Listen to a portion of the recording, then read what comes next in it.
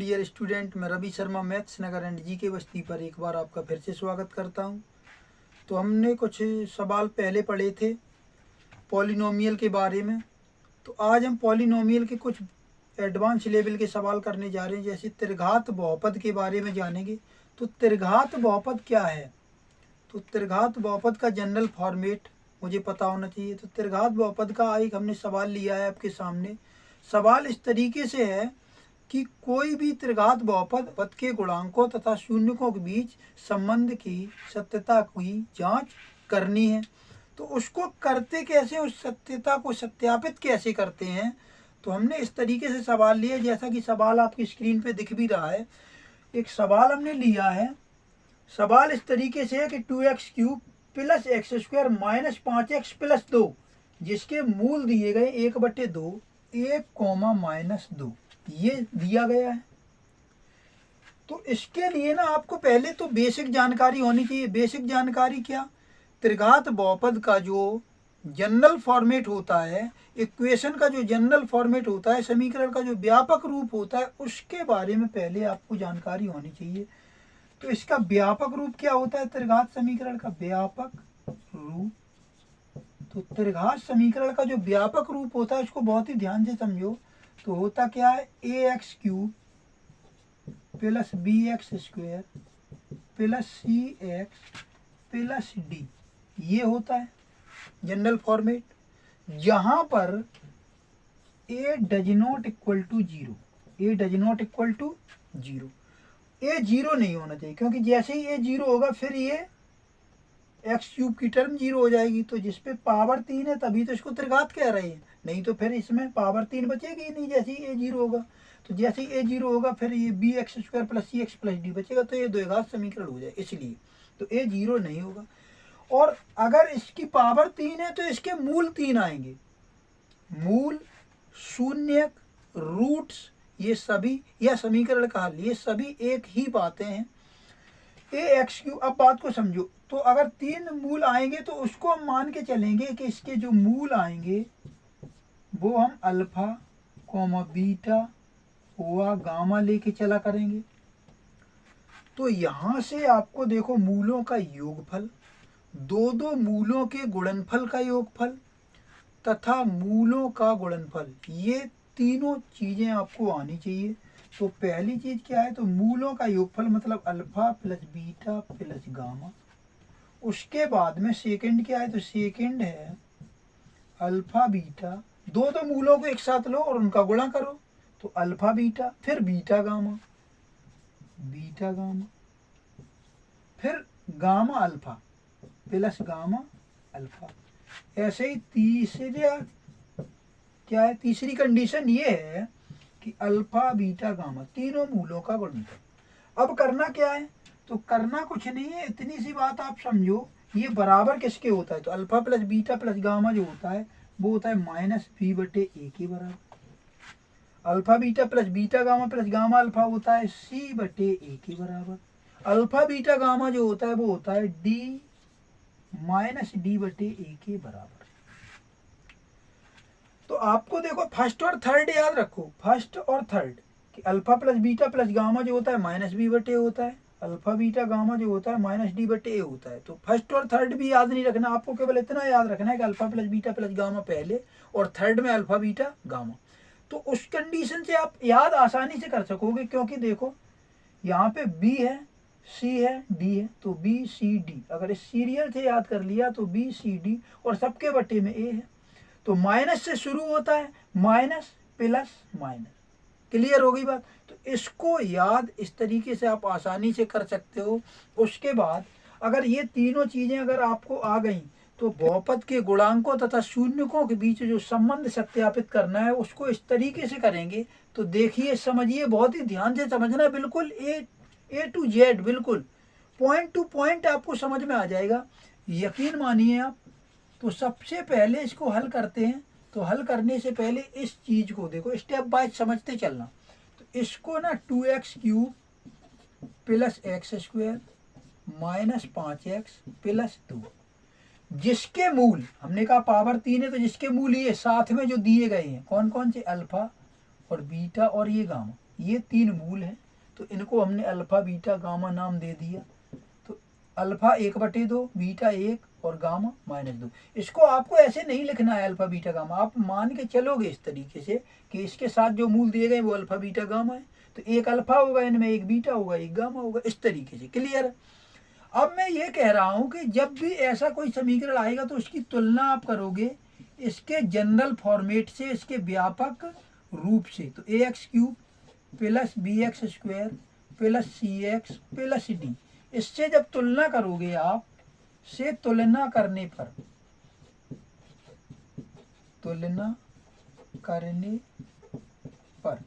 तो जब तुलना करोगे आप, तब आप ध्यान से देखो, तो यहाँ पे x³ का गुणांक कितना a है, गुणा में जो अंक होता है उसी को हम गुणांक कहते हैं। तो यहाँ x³ का गुणांक a है और यहाँ पे x³ का गुणांक 2 है।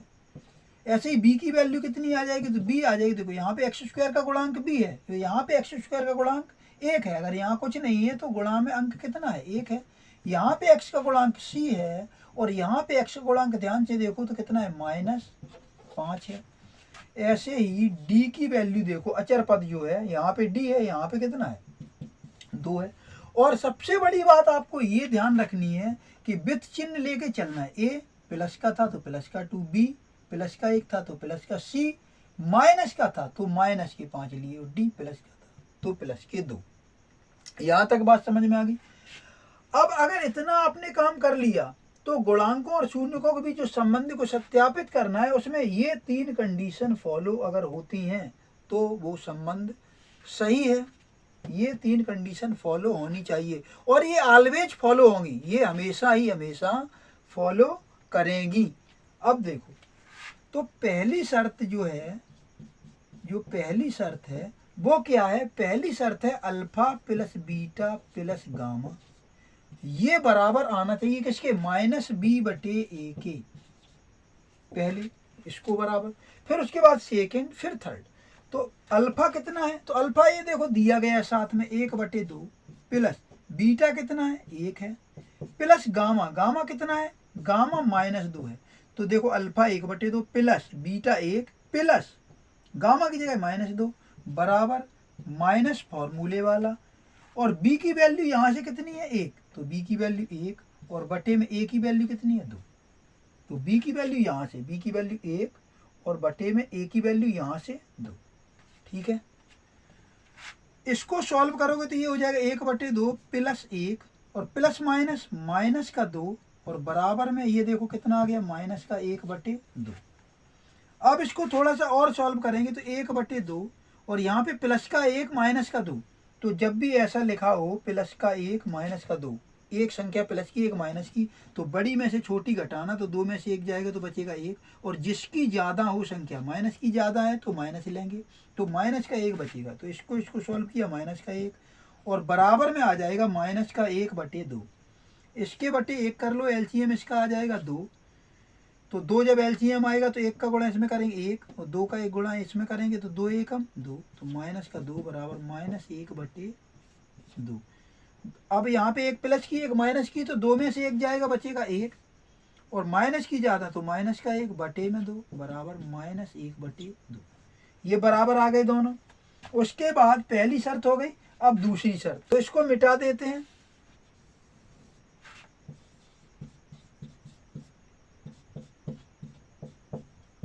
दूसरी शर्त जो थी वो क्या थी, तो दो मूलों के गुणनफल का योगफल, दो मूलों के गुणनफल का योगफल alpha beta plus beta gamma plus gamma alpha बराबर होता है c/a। यहाँ -b/a, फिर माइनस के बाद प्लस और बटे में ये सब में होगा, b के बाद आएगा c। ठीक है, तो यहाँ पे -b/a, यहाँ c/a। तो अल्फा की वैल्यू कितनी, यहाँ से लिखो तो 1/2 और बीटा की वैल्यू 1 प्लस बीटा की वैल्यू कितनी, 1, गामा की वैल्यू तो गुणा गामा की वैल्यू -2 प्लस गामा की वैल्यू -2 और अल्फा की वैल्यू यहाँ से लिखोगे 1/2 बराबर c की वैल्यू कहाँ से लिखेंगे, c की वैल्यू यहाँ से -5/a, a की वैल्यू ये, a की वैल्यू यहाँ से लिखोगे 2। इसको सॉल्व करो पहले, तो सॉल्व करोगे तो 1/2 का गुणा 1 में करोगे 1/2 आ जाएगा, प्लस प्लस माइनस, अब देखो यहाँ पे समझो 1/2 का गुणा 1 में किया तो 1/2 ही आ गया, यहाँ प्लस है यहाँ माइनस है, प्लस माइनस माइनस, 1 का गुणा 2 में करेंगे तो 2, ऐसे यहाँ 2 से 2 कट जाएगा। और ये देखो माइनस का 1 है, 2 एकम 2, एक बार कट गया, तो माइनस का 1 का गुणा करेंगे माइनस के 1 में तो प्लस माइनस माइनस, और ये 1 का 1 में गुणा करेंगे तो 1 और प्लस माइनस माइनस, और बराबर में क्या आ जाएगा माइनस का 5/2, 1/2 ऐसे ही लिखेंगे एज इट इज। माइनस का 2 और माइनस का 1 दोनों माइनस के हैं तो जोड़ोगे इनको, जब दोनों माइनस के होते हैं तो जोड़े जाते हैं, रहते हैं लेकिन माइनस के ही हैं, तो 2 और 1 3 रहेंगे माइनस के, बराबर -5/2। इसके बटे 1 कर लो, एलसीएम आ जाएगा इसका 2, तो 1 का गुणा इसमें करेंगे 1 एकम 1 माइनस 3 दूनी 6 बराबर -5/2। तो 1 प्लस की 1 माइनस की, तो 6 में से 1 जाएगा 5, और माइनस की ज्यादा है तो माइनस का, तो माइनस का 5/2 आ जाएगा, ये भी माइनस का 5/2, यहाँ भी बराबर आ गया। अब तीसरी शर्त, तो तीसरी शर्त जो है वो क्या है, तो तीसरी शर्त जो है उसको भी देख लेते हैं। तीसरी शर्त में आपको मूलों का गुणनफल निकालना है, अल्फा बीटा गामा जो आना चाहिए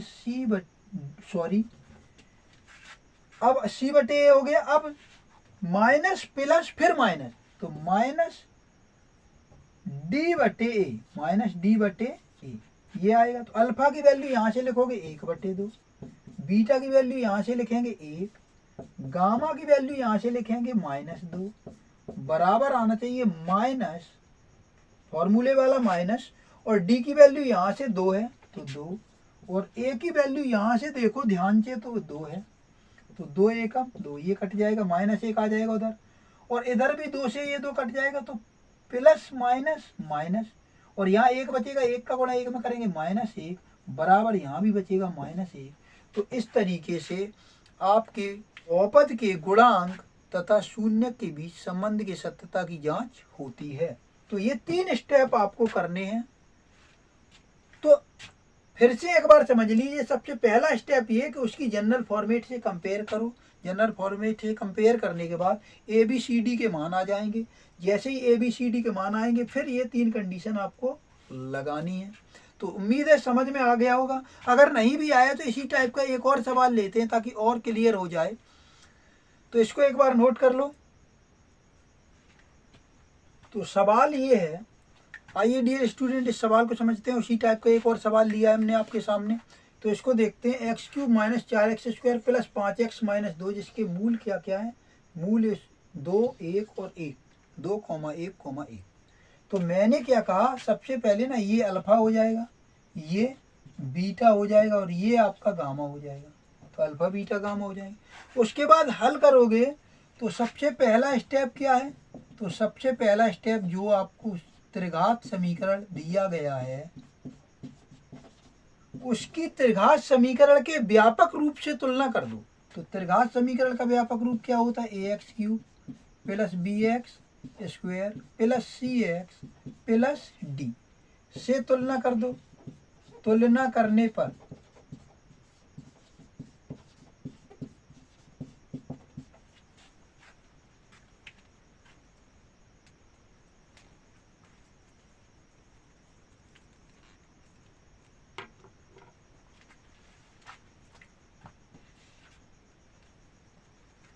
तो यहाँ देखो तुलना जब करोगे तो a की वैल्यू कितनी हो जाएगी, a की, x³ का गुणांक a है, तो यहाँ x³ का गुणांक a, और यहाँ पे x³ का गुणांक 1 है, 1 कॉमा, यहाँ पे x² का गुणांक b है, यहाँ पे x² का गुणांक विथ चिन्ह लेना है, ये याद रखना। तो x² का गुणांक यहाँ पे -4 है। उसके बाद में यहाँ पे देखो x का गुणांक है c, और यहाँ पे x का गुणांक कितना है 5। ऐसे यहाँ पे x का गुणांक यहाँ पे x का गुणांक c है, यहाँ पे x का गुणांक 5 है, अचर पद d है, यहाँ पे अचर पद विथ चिन्ह, तो कितना है -2।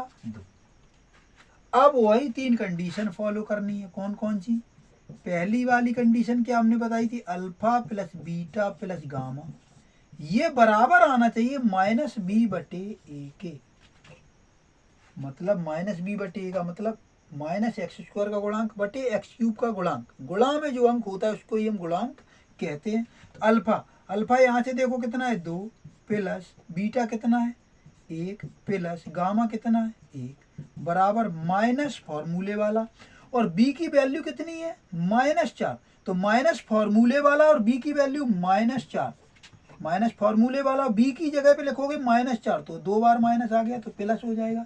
ए की वैल्यू 1, तो इसको जोड़ोगे 2 और 1 3 और 1 4, तो ये हो गया 4 बराबर 4 का भाग करोगे 1 से, 4 बटे 1 भी 4 के ही बराबर आ जाएगा। यहाँ तक क्लियर होगी बात। अब शर्त जो सेकंड है वो क्या है, तो शर्त सेकंड ये है दो मूलों के गुणनफल का योगफल। तो दो मूलों के गुणनफल का योगफल मतलब alpha beta plus beta gamma plus gamma alpha. तो हमने बताया था ये होता है माइनस बी बटे, अब माइनस है तो अब प्लस, फिर बी के बाद सी बटे ए। तो अल्फा, अल्फा की जगह लिखोगे यहाँ पे 2 गुणा बीटा की जगह पे यहाँ से लिखेंगे 1 प्लस बीटा की जगह पे यहाँ से 1 गुणा गामा की जगह पे यहाँ से 1 प्लस गामा की जगह पे देखो यहाँ पे प्लस ये वाला, गामा की जगह पे यहाँ से 1, अल्फा की जगह यहाँ से 2 लिखेंगे बराबर सी। तो यहाँ पे सी देखो आप, तो सी कितना है 5 बटे ए कितना है यहाँ से 1। इसको सॉल्व करो तो 2 एकम 2 प्लस 1 एकम 1 प्लस 1 दूनी 2 और बराबर 5 का 1 में भाग करोगे तो 5 ही आ जाएगा। 2 1 3 2 5, इनको जोड़ोगे तो 5 बराबर आ गया 5। तो दूसरी कंडीशन भी फॉलो होगी। उसके बाद में तीसरी कंडीशन देखो आप, तो तीसरी कंडीशन क्या है, तीसरी कंडीशन थोड़ी सी ध्यान से समझो। तीसरी कंडीशन है अल्फा बीटा गामा, तीनों मूलों का गुणनफल अल्फा बीटा गामा, ये होना चाहिए आपका। देखो minus plus minus B C फिर डी अपॉन में ए, सब में होता है अपॉन में ए। क्लियर है। अब मैं क्या कह रहा हूं, अल्फा का मान यहां से लिखोगे आप 2, बीटा का मान यहां से लिखोगे 1 और गामा का मान यहां से लिखोगे 1 बराबर माइनस फॉर्मूले में है और डी का मान -2, माइनस फॉर्मूले वाला और डी का मान -2, तो 2 बार माइनस आ गया तो क्या हो जाएगा प्लस, और ए की वैल्यू यहां से लिखोगे कितनी 1, तो ए की वैल्यू यहां से लिख दोगे 1, तो इसका गुणा करोगे 2 एकम 2 एकम 2 बराबर 2 बटे ये भी 2। तो तीनों कंडीशन फॉलो कर रही हैं, इसका मतलब संबंध की सत्यता की जांच होती है और इसमें हमेशा ही ये तीनों कंडीशन फॉलो करेगा अगर आपने कहीं भी गलती नहीं की है। तो इस तरीके का एक सवाल हो गया। अब त्रिघात बहुपद किस तरीके से ज्ञात करते हैं, अगर हमको ये चीज़ें दी जाएं, क्या alpha plus beta plus gamma दिया जाए, alpha beta plus beta gamma plus gamma alpha दिया जाए और अल्फा बीटा गामा दिया जाए, मतलब हमको मूलों का योगफल, दो मूलों के गुणनफल का योगफल तथा तीनों मूलों का गुणनफल दिया जाए, तब हमें त्रिघात बहुपद समीकरण कैसे हम ज्ञात करेंगे, त्रिघात बहुपद हम कैसे ज्ञात करेंगे, उस पर हम चर्चा करते हैं। तब तक आप इसको नोट कर लो एक बार, फिर हम चलते हैं आगे। तो आइए डियर स्टूडेंट, एक और हम अच्छा सा सवाल आपके सामने लाए हैं। इस सवाल को देखो कि किस तरीके से करते हैं। तो सबसे पहले ना आप बेसिक अप्रोच समझो।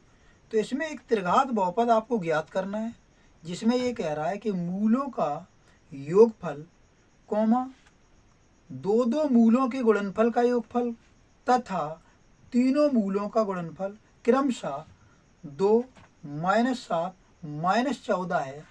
तो त्रिघात बहुपद कैसे ज्ञात करेंगे, अब उस बात पे चर्चा करते हैं। तो जब भी ऐसा सवाल आएगा तब उस कंडीशन में आपको मूल मानने होंगे, माना मूल अल्फा बीटा गामा हैं। तो सबसे पहले आप बात को समझोगे, यहाँ से स्टार्ट करेंगे सवाल को सॉल्व करना। माना त्रिघात बहुपद के मूल, त्रिघात बहुपद के मूल अल्फा कोमा बीटा व गामा है। अगर मूल अल्फा बीटा व गामा है तो उस कंडीशन में ये कह रहा है कि मूलों का योगफल, मूलों का योगफल मूलों का जो योगफल है वो आपको दिया गया है कितना, 2। और दो मूलों के गुणनफल का योगफल जो है, दो मूलों के गुणनफल का योगफल वो दिया गया आपको -7। और तीनों मूलों का गुणनफल वो कितना दिया गया, वो दिया गया है -14। तो सबसे पहले ये चीज आपको दी गई। अभी तक हमने वो चीजें लिखी हैं जो आपको सवाल में दे रखी हैं, तो वो लिखी है। अब इन चीजों को देने के बाद आप त्रिघात बहुपद कैसे निकालोगे उसको बहुत ही ध्यान से समझो। तो यहाँ पे अगर देखो ध्यान से, तो alpha plus beta plus gamma होता क्या है, -b/a होता है। Alpha beta plus beta gamma, gamma alpha, ये होता है क्या, तो ये c/a होता है। और अल्फा बीटा गामा जो होता है वो होता है -d/a, यानी इसके सबके बटे में क्या होता है, a होता है। ये -b/a होता है, ये c/a होता है, और ये -d/a होता है। यहाँ तक कोई बात में दिक्कत? अब मैं ये कह रहा हूँ कि जब भी ऐसा आएगा ना, तो आपको a b c d के मान निकालने होंगे। सबसे पहले निकालने का तरीका ये है कि देखो यहाँ पे बटे में अगर 1 कर लें, यहाँ पे बटे में 1 कर लें, और यहाँ पे भी बटे में 1 कर लें, तो कोई फर्क नहीं पड़ेगा। अब फर्क नहीं पड़ेगा तो यहाँ पे देखो a है, यहाँ पे भी a, यहाँ पे भी a, तो a की वैल्यू जस्ट 1 दिखाई दे रही है सब में, तो a की वैल्यू कितनी हो जाएगी, 1। तो अब देखो a की वैल्यू हो जाएगी 1, यहाँ पे समझो a की वैल्यू कितनी हो जाएगी, 1।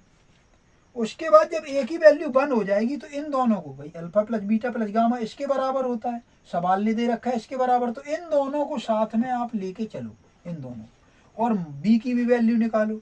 तो इन दोनों को साथ में लेके चलेंगे तो देखो a की वैल्यू आ गई। अब इसको सॉल्व करते हैं तो 2/1 तो 2 ही हो जाएगा, बराबर -b, और बटे में a की जगह पे कितना आ गया, 1, तो ये हो जाएगा तुम्हारा -b/1 करोगे तो -b, बराबर किसके, 2 के।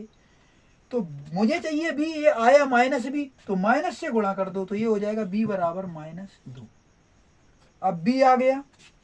अब उसी तरीके से a बराबर 1 आ गया, यहाँ पे इन दोनों को लेके चले तो b बराबर आ गया -2। अब इन दोनों को लेके चलोगे तो c बराबर आ जाएगा। देखो c बराबर कैसे आएगा, तो -7, -7/1 तो -7 ही हो जाएगा, और c बटे a की वैल्यू 1 है, तो c बराबर कितना आ जाएगा, यहाँ से आ जाएगा c बराबर -7।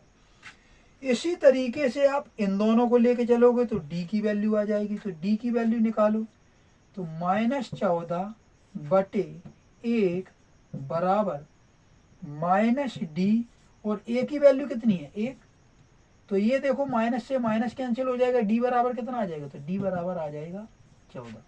तो a की वैल्यू 1 आ गई, b की -2 आ गई, c की -7 और d की 14। तो अब मैंने जो आपको त्रिघात समीकरण का व्यापक रूप बताया था वो आप लिखो। त्रिघात समीकरण जो बताया था, त्रिघात बहुपद का व्यापक रूप, उसको लिखो। तो वो क्या था व्यापक रूप, वो था ax³ + bx² + cx + d, ये था। यहाँ से जो a b c d के मान निकाले हैं वो डालो यहाँ पे। तो a की वैल्यू 1 गुणा में x³ + b की वैल्यू -2 है, तो -2, और यहाँ पे x² + c की जगह पे -7 इंटू में x + d की जगह पे 14, तो d की जगह पे लिखेंगे 14। इसको सॉल्व करेंगे थोड़ा सा और, तो x³ 1 का गुणा करोगे x³ में x³ आ जाएगा, प्लस माइनस माइनस 2 का गुणा x² में 2x², प्लस माइनस माइनस 7 का गुणा x में 7x, प्लस और ये 14।